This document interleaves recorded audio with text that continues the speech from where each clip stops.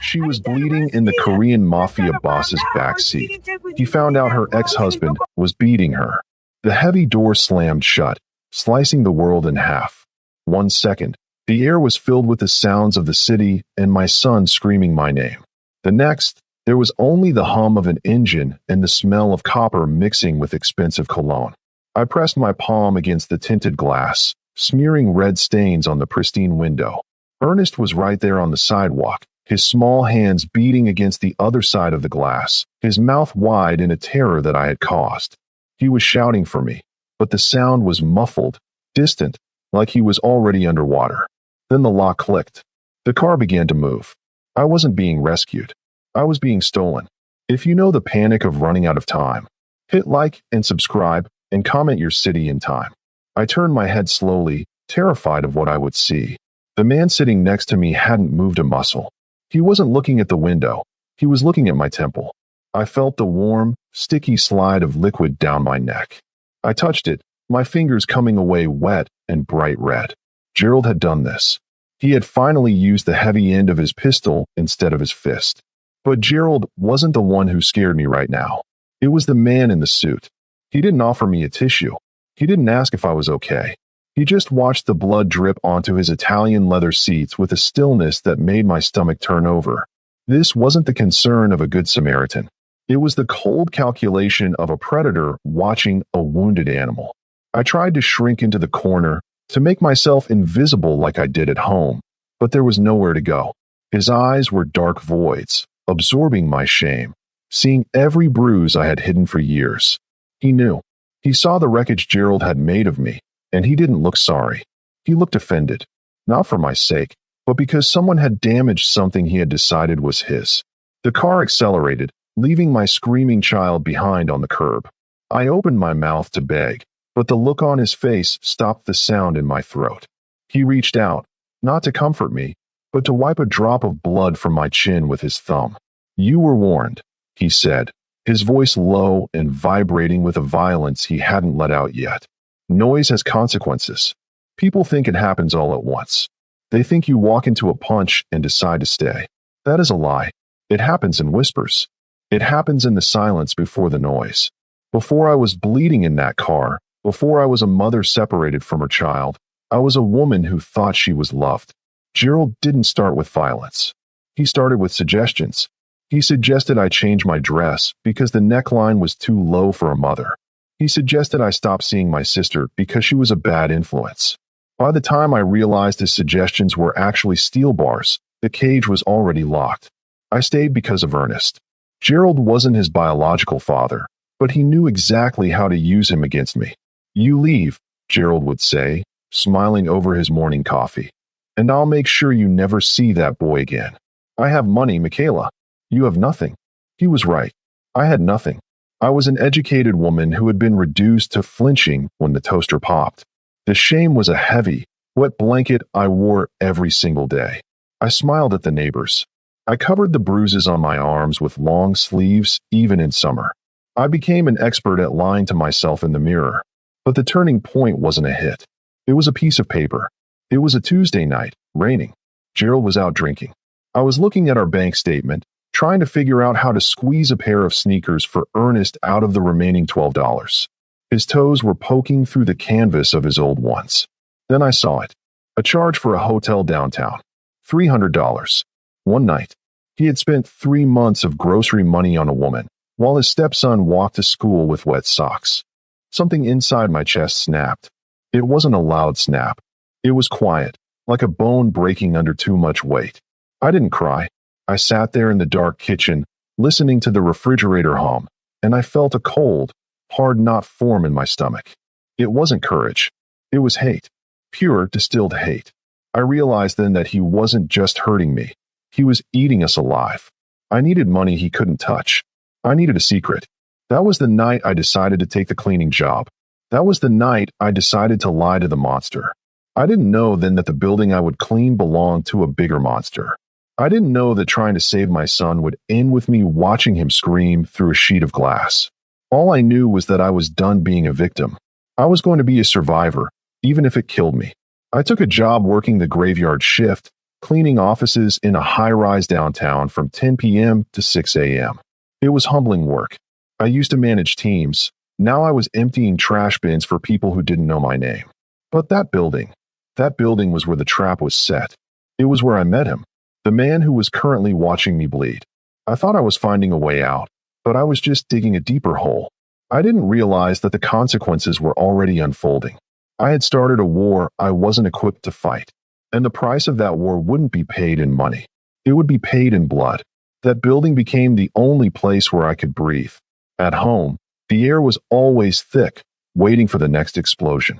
But the high-rise downtown was cold, quiet, and indifferent.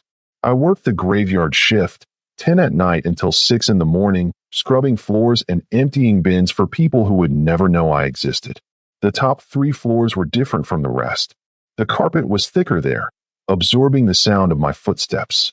The brass fixtures gleamed under the dim night lights. The air smelled of lemon polish and money. This was his domain. I didn't know his name back then, not really. The other cleaning staff just called him the chairman. We spoke about him in hushed tones, the way you talk about a storm that hasn't hit yet. I saw him only a few times in those first 3 months.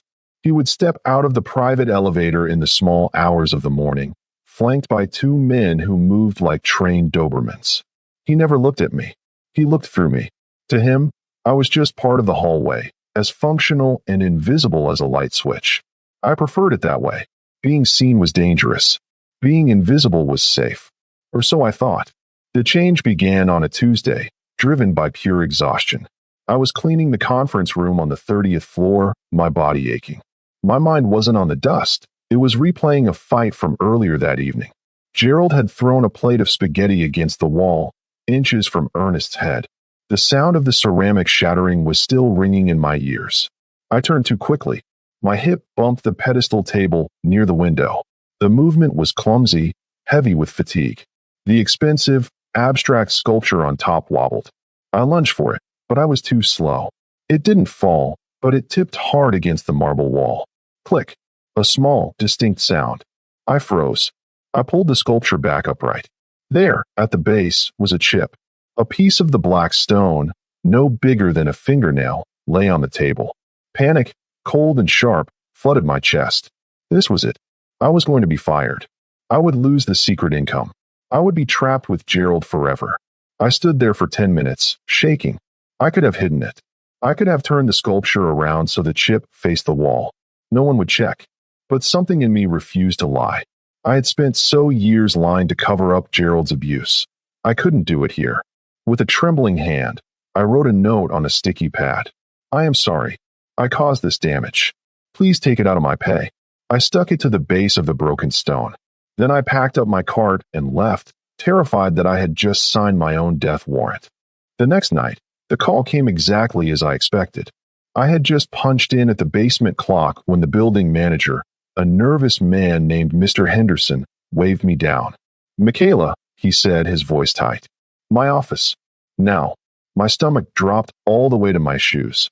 I wiped my palms on my uniform pants, trying to stop the shaking. This was the end. I began calculating how many groceries I could buy with my final paycheck before Gerald found out I was unemployed again. I walked into the office with my head down, ready to beg. I needed this job. I was prepared to offer to work for free to pay off the damage. But Mr. Henderson didn't look angry. He looked confused. He was sitting behind his desk, holding a thick, cream-colored envelope. He looked at it, then at me, as if he couldn't reconcile the two. "The chairman noticed the damage to the sculpture this morning," he said. I squeezed my eyes shut, waiting for the yelling. "He also found your note." Mr. Henderson slid the envelope across the desk. "He told me to give you this." I stared at it. It wasn't a termination notice. It was too heavy. I reached out, my fingers numb, and opened the flap. Inside, there was a stack of bills. Hundreds. I counted them in my head, my breath catching in my throat. $5,000. "I don't understand," I whispered. "Is this to my being sued?" Mr. Henderson shook his head, looking more bewildered than I was. "No." He said, "You were honest enough to admit a mistake when you could have easily hidden it." He said integrity is a rare currency. He paused, reciting the message he had clearly been ordered to memorize. He wants you to cover your expenses for the month. He said you look distracted, and distracted people make mistakes. Fix whatever is distracting you. I stood there, clutching the envelope. It felt heavy, like holding a brick of gold. It wasn't kindness. I knew kindness. Kindness was warm. This felt cold. It felt transactional. It felt like a king tossing a coin to a beggar because her shivering was annoying him. He wasn't paying me because he cared. He was paying me to be efficient again. But $5,000, that was a deposit on an apartment. That was a way out. I took the money. I didn't know then that I wasn't accepting a gift. I was accepting a down payment on my soul. I used that cash to rent a tiny studio apartment across town under my maiden name. I thought I was buying my freedom. I didn't realize that by taking that money, I had allowed the chairman to step out of the elevator and right into the center of my life. The web had been spun, and I had just walked right into it. A week later, the fragile piece I had built came crashing down at 2 in the morning. I was on the 30th floor, emptying a trash bin near the reception desk, when the radio on the guard's desk crackled to life. The volume was turned up, and through the static, I heard a voice I knew better than my own heartbeat. It was Gerald. He was screaming. My blood turned into ice water. He had found out about the job. I don't know how. Maybe he followed me. Maybe he checked the mileage on the car. But he was downstairs, in the lobby of this pristine, silent building, sounding like a wild animal. I stood frozen, my hands gripping the plastic liner of the bin, unable to breathe. I walked over to the security monitors behind the desk. I shouldn't have looked, but I couldn't help it. On the grainy black and white screen, I saw him. Gerald was shoving his finger into the night watchman's face, his mouth wide open in a shout I could almost hear through the floorboards. He was drunk, his movements sloppy and violent. He was demanding his lying wife be sent down. He was calling me names that bounced off the expensive marble walls, staining the perfect atmosphere of the building. I was paralyzed with a humiliation so deep it felt like burning. I knew what happened when Gerald got embarrassed publicly. He took it out on my skin. I prepared myself to go down there, to surrender, just to make the noise stop.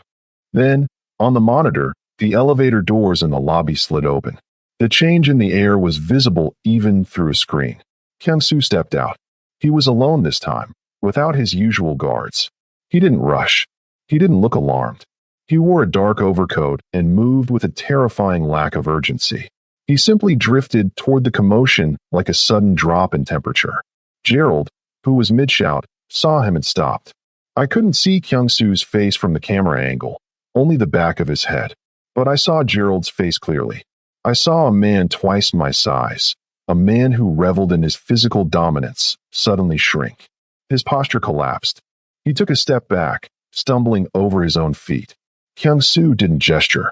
He didn't point toward the door. He just stood there, an absolute void of emotion in a chaotic room.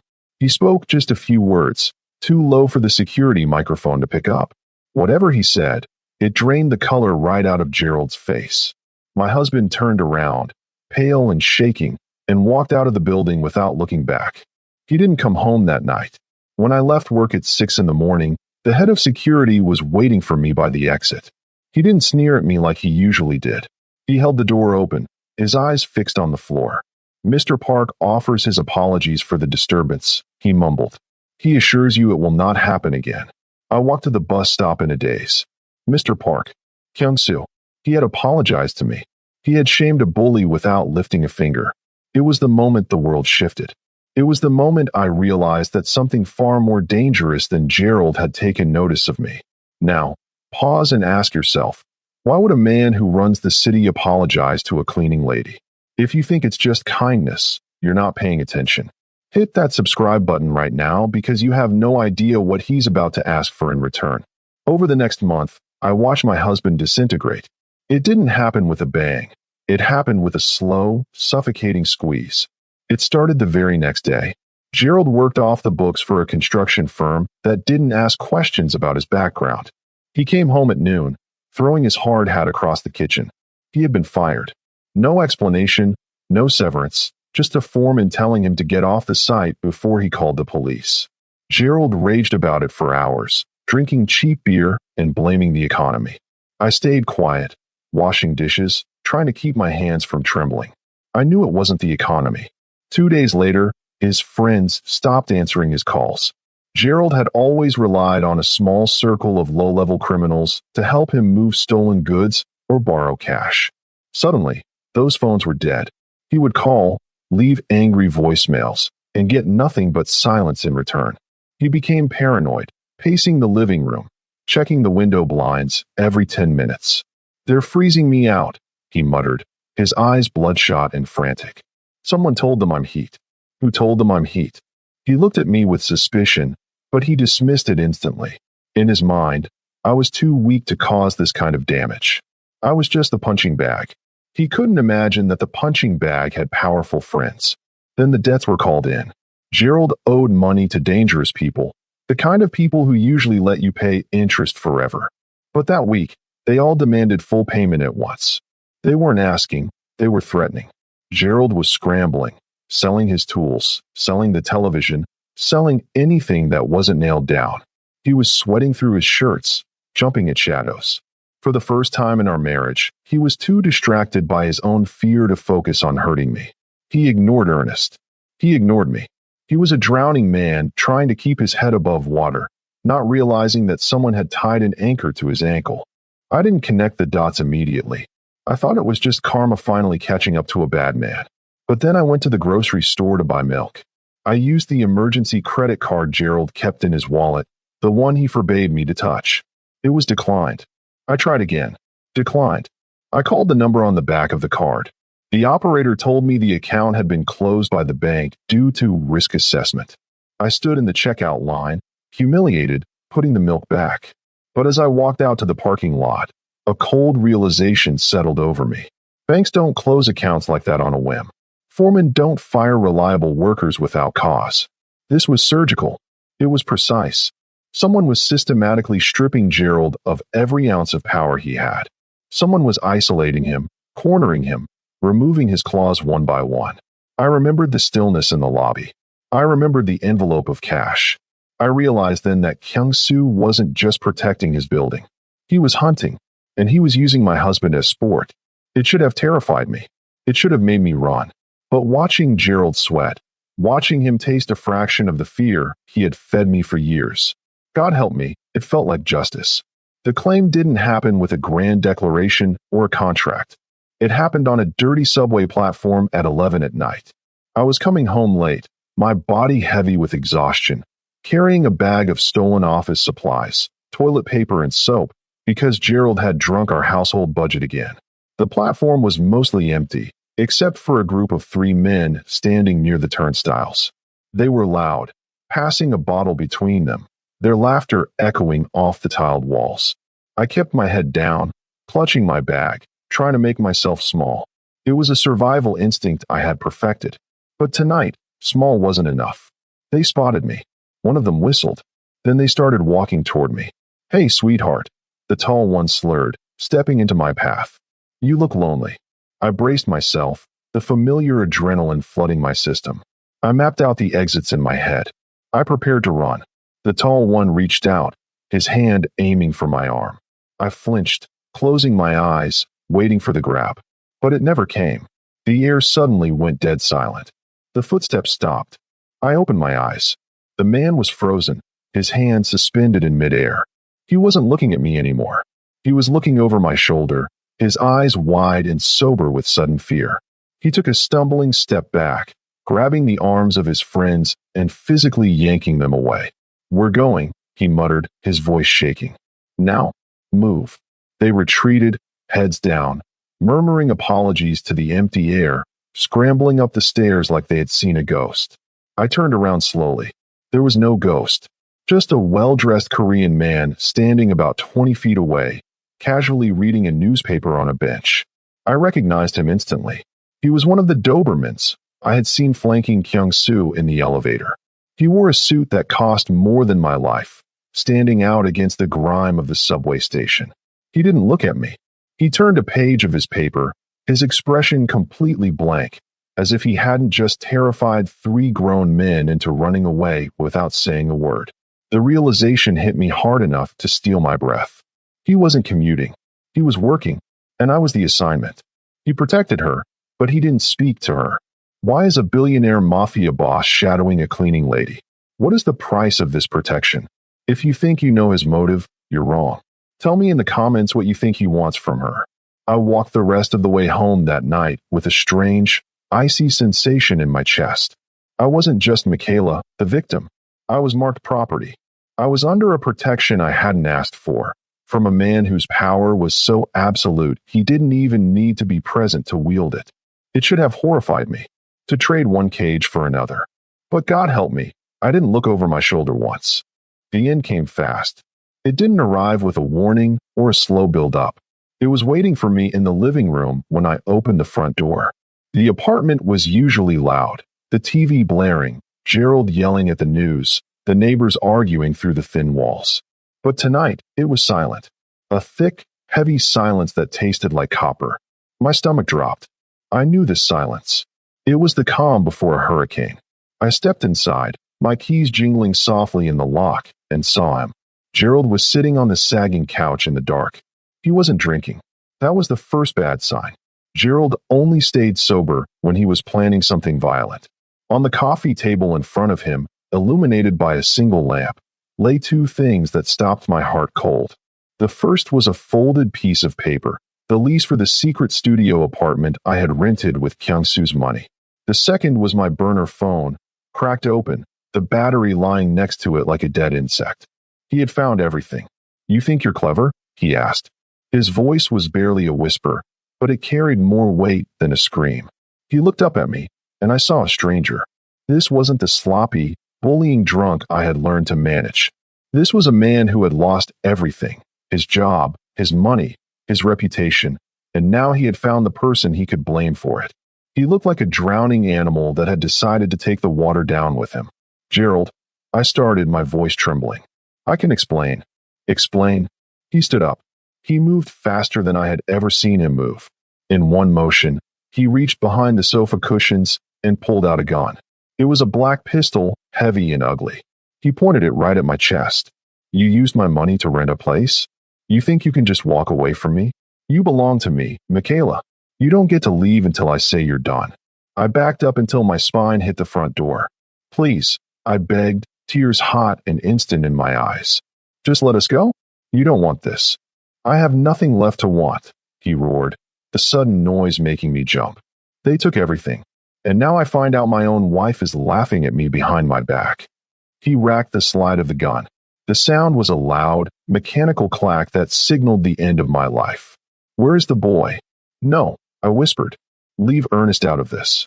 "Bring him here," he screamed, waving the gun toward the hallway where Ernest's bedroom was. "I want us all together. We're going to have a family meeting.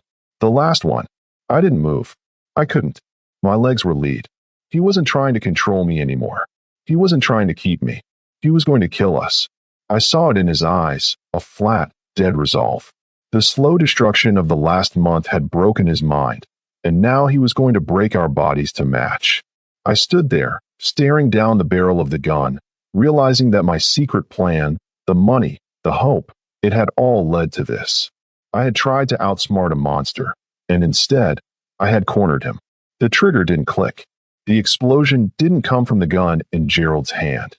It came from the front of the apartment. It wasn't a knock, and it wasn't a kick. It was a sudden, violent disintegration of wood and metal.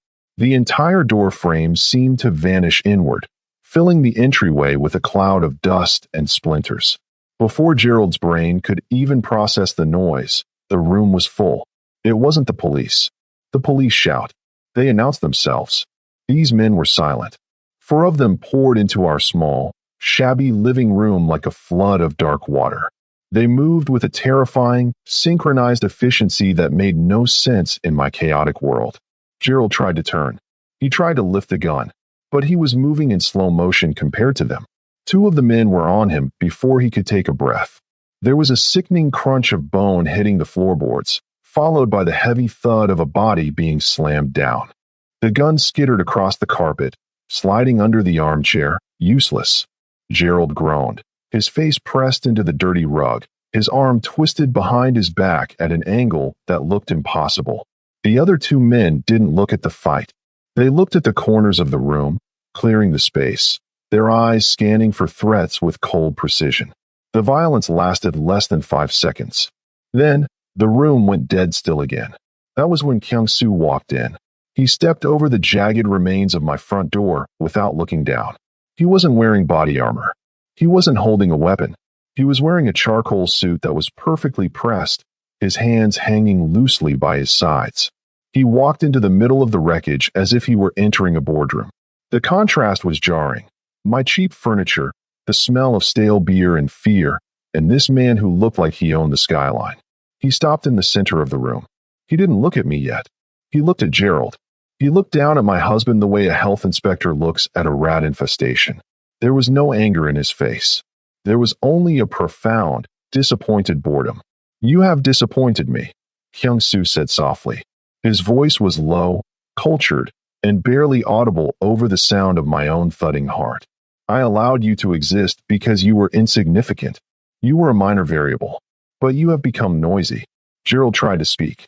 He tried to spit out a curse, to beg, to say something, but the man holding him pressed a knee harder into his spine, forcing the air out of his lungs in a sharp wheeze.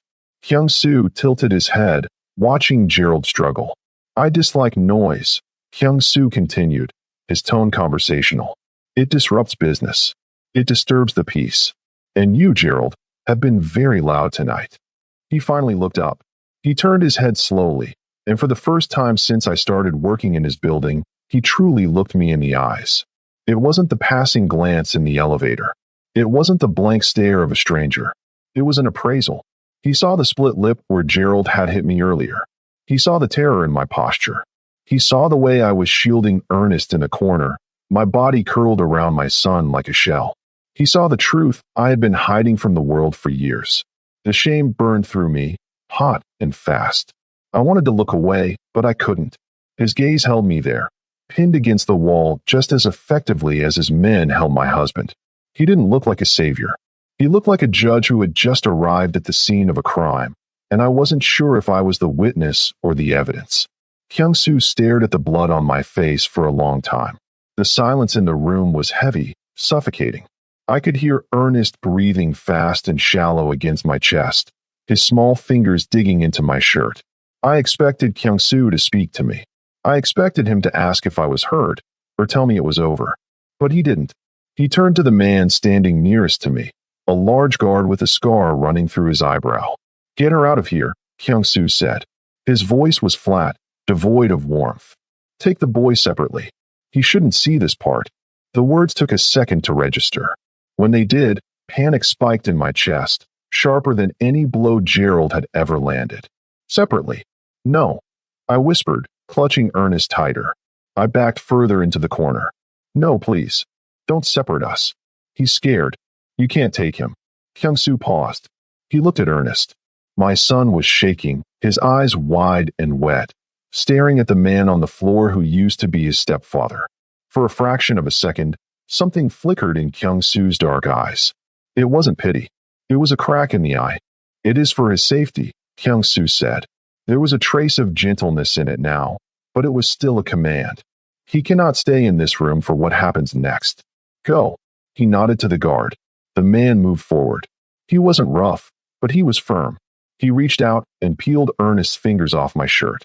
"Come on, son," the guard muttered. Ernest started screaming. It was a high, thin sound that ripped my heart in half. "Mommy. Mommy, no. Ernest." I lunged for him, but another set of hands grabbed my arms. I fought them. I kicked and twisted, screaming for them to stop. I didn't care about the gun anymore. I didn't care about Gerald. They were taking my baby. Let him go. Please. He needs me. They dragged me toward the door. I watched them carry Ernest out first, his legs kicking in the air, his face contorted in pure terror. Then they shoved me out into the cool night air. A large black SUV was parked at the curb, the engine running. They opened the back door and pushed me inside. The leather seats were cool against my skin. I scrambled to the window, pressing my face against the glass. That's the moment. That is the moment the world broke. I was inside the car. The door slammed shut, sealing me in. The man next to me was Kyung-soo. He had followed me out, leaving his men inside the house with Gerald. He was looking at me, and for the first time, the distance was gone. He wasn't looking through me. He was seeing the wreckage. He looked. I don't know if it was angry or sad. Maybe both. He looked like a man realizing the extent of the damage he hadn't prevented sooner. He reached into his pocket and pulled out a white handkerchief, offering it to me. But I wasn't looking at him. I was looking out the window. Ernest had broken away from the man holding him on the sidewalk. He ran to the car. He was banging on the glass, his small palm leaving smudges on the tint. He was screaming for his mother. I pressed my hand against the glass, matching his hand on the other side. I was safe. Gerald was being dealt with inside that house in ways I didn't want to imagine. I was sitting next to the most powerful man in the city. But as I looked at my son's terrified face, I realized that the rescue wasn't over. The hardest part was just beginning. I had survived the monster in my house, only to be delivered into the hands of a different kind of monster entirely. I woke up to a silence so deep it hurt my ears. There was no screaming, no television blaring, no sirens outside, just the rhythmic, quiet beep of a machine somewhere to my left. I blinked, trying to clear the heavy fog from my brain. I wasn't in a hospital. The sheets were silk, gray and cool against my skin. The ceiling was high, lost in shadow. I sat up too fast, and a sharp pain shot through my temple. I reached up and felt a thick bandage. Stitches. Someone had sewn me back together while I slept. A man in a white coat was packing a bag in the corner. He didn't look like a normal doctor. He looked expensive. "You are awake," he said, not turning around. "Try not to move too much. The cut was deep, but it will heal. Where's my son?" My voice rasped like sandpaper against stone. "Where is Ernest?" "He is safe," the doctor said. He snapped his bag shut and walked to the door. "Mr. Park will explain everything." Then he left. The lock didn't click, but the sound of the heavy door closing felt final. I swung my legs out of the bed. I was wearing pajamas I didn't own. Soft, slate gray silk. I walked to the window. It was floor-to-ceiling glass. Below me, the city looked like a circuit board of golden lights. I was high up, penthouse level, the kind of place you only see in movies or dreams. But this wasn't a dream. I touched the cold glass. I was alive. I wasn't bleeding anymore. But as I looked at the reflection of the room behind me, the sleek, dark furniture, the security cameras blinking in the corners, the panic started to rise again.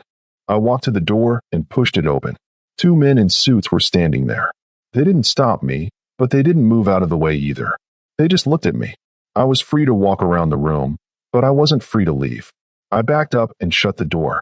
I sat on the edge of the bed, shivering. I had prayed for a way out of my house. I had prayed for someone to save me.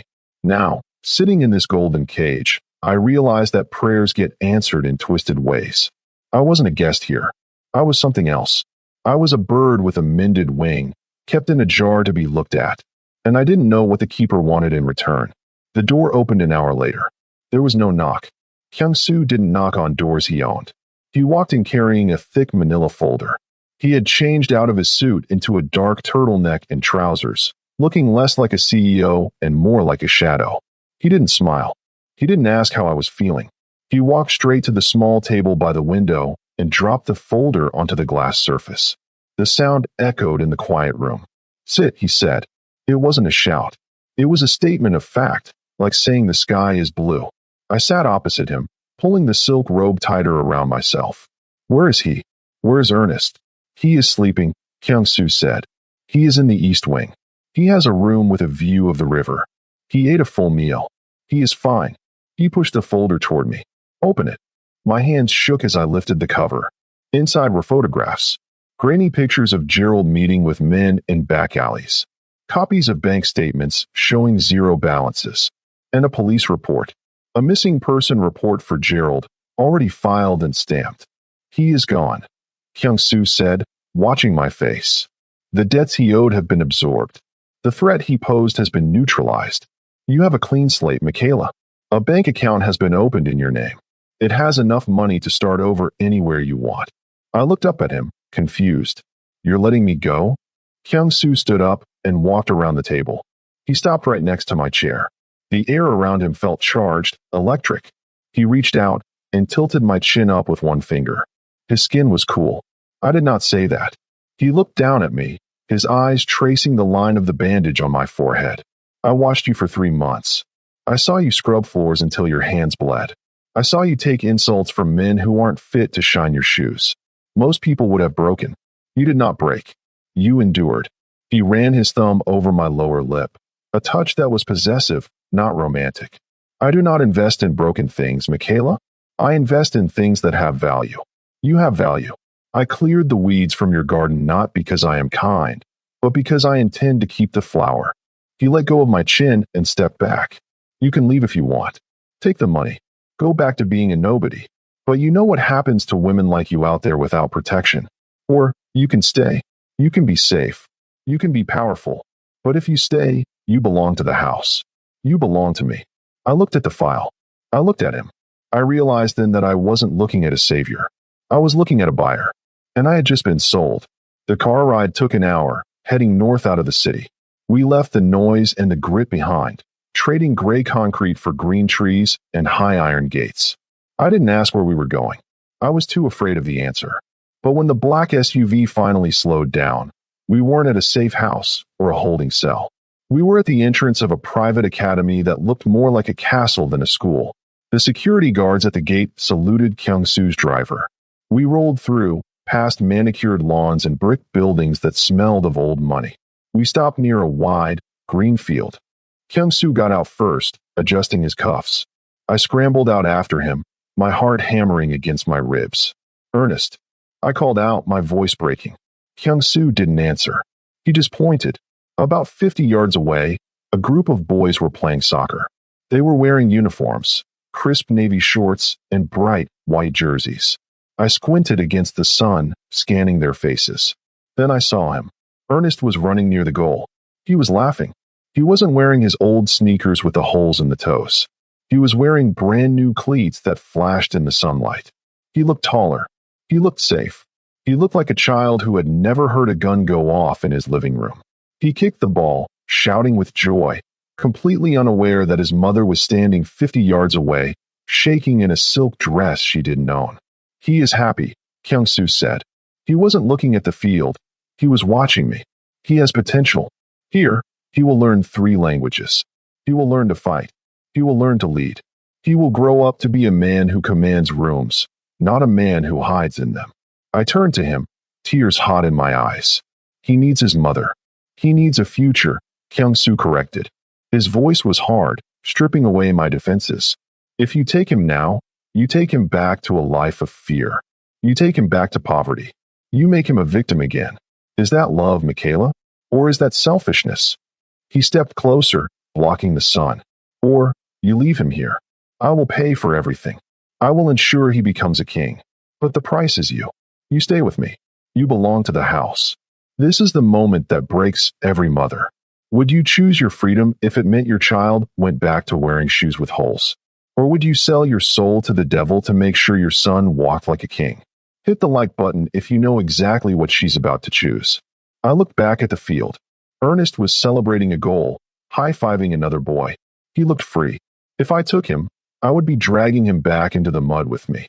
If I left him, I lost him, but he won. I took a breath that felt like swallowing glass. I turned my back on my son. Do it, I whispered. Make him a king. 3 days later, the transformation was complete. I stood in front of a full-length mirror in the penthouse, barely recognizing the woman staring back. The bruise on my temple was covered with expert makeup. My hair, usually pulled back in a messy bun to keep it out of the bleach bucket, was styled in soft, dark waves. I was wearing a gown that cost more than I used to make in 5 years, midnight blue silk that clung to my body like a second skin. It was beautiful, but it felt heavy. It felt like armor. You look adequate, Kyung-soo said from the doorway. It was the highest compliment he gave. He offered his arm. He didn't ask if I was ready. In his world, you were always ready. We took the elevator down to the private garage and drove to the charity gala in silence. The event was held in a ballroom that dripped with crystal and gold. As we walked in, the conversation in the room noticeably dropped. Heads turned. Eyes narrowed. I felt the judgment washing over me. They knew who Kyung-soo was, the predator in the tuxedo. But they didn't know me. I saw them whispering, wondering who the new woman on his arm was. I wanted to shrink, to apologize for being there, to run back to the cleaning closet where I belonged. Kyung-soo felt me tense up. He didn't let go. Instead, his grip on my arm tightened, anchoring me to the floor. We moved through the crowd, stopping to speak to a senator and a tech billionaire. Then, a man with a red face and a loud laugh stepped into our path. I recognized him from the news. A rival developer Kyung-soo had crushed in a deal last year. Well, the man sneered, looking me up and down with open disrespect. I see you've picked up a new accessory, Park. Where did you find this one? The help wanted section? The air around us froze. The music seemed to stop. I looked down, shame burning my cheeks. He knew. He could see the poverty on me, no matter how expensive the dress was. Kyung-soo didn't shout. He didn't even blink. He took a sip of his champagne, staring the man dead in the eyes. Careful, Kyung-soo said softly. The menace in his voice was absolute. You are speaking to the lady of my house, and I protect my investments with extreme prejudice. Apologize, or leave this city tonight. The man's face went pale. He stammered a quick, terrified apology and disappeared into the crowd. Kyung-soo turned to me. He didn't smile, but his eyes were fierce. Lift your head, he commanded, low enough that only I could hear. You are with me now. No one looks down on you again. I lifted my chin. I looked at the room, and for the first time in my life, I wasn't afraid. I was dangerous. We returned to the penthouse in silence. The drive back was a blur of city lights and dark tinted windows. I stood in front of the massive floor-to-ceiling glass, looking down at the streets where I used to scrub floors for minimum wage. It felt like looking at a different planet. I pressed my palm against the cool glass. It was the same glass I had pressed my hand against in the car, terrified and bleeding, reaching for my son. But now my hand was clean. My wrist was wrapped in a diamond bracelet that Kyung-soo had fastened there himself. I wasn't bleeding anymore. On the outside, I was healed. But scars don't disappear. They just go deeper where no one can see them. I was safe, yes, but I felt a coldness inside me that hadn't been there before. I heard him approach behind me. He didn't make a sound, but the air in the room shifted. It became heavier, charged with that strange, lethal electricity he carried. I watched our reflection in the window. He stood directly behind me, close enough that I could feel the heat of his body, but not touching me yet. He looked like a dark shadow looming over my shoulder. A month ago, a shadow behind me meant pain. It meant I had to duck. Now, the shadow meant that nothing else could touch me. I realized then that I had traded one fear for another. I wasn't afraid of the world anymore. I was afraid of becoming him. You are quiet, he said. His voice vibrated through the floorboards. It wasn't a question. He didn't ask questions he didn't know the answer to. I'm thinking about the cost, I replied, looking at his dark eyes in the reflection. Everything has a cost, Michaela, he murmured, stepping closer. Safety costs freedom. Power costs innocence. You have paid your bill. He reached out and placed his hand on my waist. It was a claim. He wasn't asking for permission. I didn't pull away. I leaned back against him, letting his strength support my weight. It felt wrong. It felt dangerous. But God help me, it felt good. I had spent my whole life being the prey. Standing here, in the arms of the wolf, I finally felt like part of the pack. I thought about Ernest, sleeping safely in his bed at the academy. I thought about Gerald, erased from existence like a smudge on a whiteboard. I had survived the monster in my house by inviting a bigger monster into my life. Some people would call me a victim. Some would call me a prisoner in a golden cage. They might be right. But as I closed my eyes and let the most dangerous man in the city hold me, I realized something terrifying. The cage was gold, yes. But for the first time, I was holding the key. She was no longer the woman bleeding in the back seat. She was the woman who survived the ride.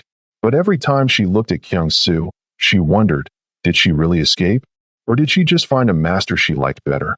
Tell me in the comments, was it worth it? And if you want more stories like this, hit the like button and subscribe to the channel so you don't miss out on the next episode.